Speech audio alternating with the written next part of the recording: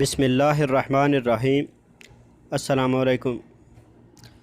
سعودی وزارت صحت نے آج جمعرات کو کرونا وائرس کے مریضوں کی رپورٹ جاری کر دی ہے، تو اس کے متعلق میں آپ کو مکمل ڈیٹیل بتاتا ہوں۔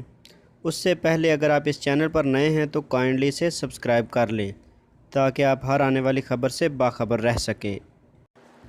سعودی وزارت صحت کی جانب سے کہا گیا ہے کہ سعودی عرب میں گزشتہ 24 گھنٹے کے دوران کرونا وائرس سے متاثرہ مزید 355 افراد کی تصدیق ہونے کے بعد مجموعی مریضوں کی تعداد 3287 تک پہنچ گئی ہے۔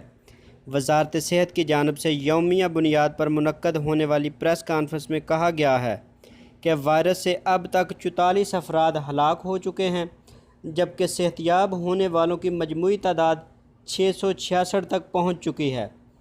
جمعرات کو کرونا وائرس کے سب سے زیادہ مریضوں کی تصدیق مدینہ منورہ میں ہوئی، جن کی تعداد 89 ہے۔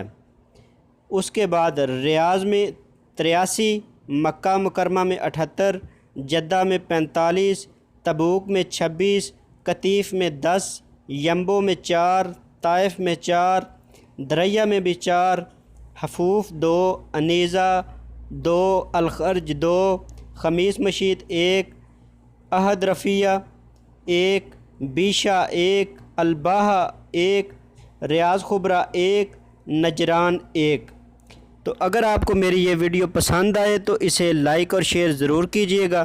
تو ملتے ہیں کسی نیکسٹ اپڈیٹ کے ساتھ، تب تک کے لیے اللہ حافظ۔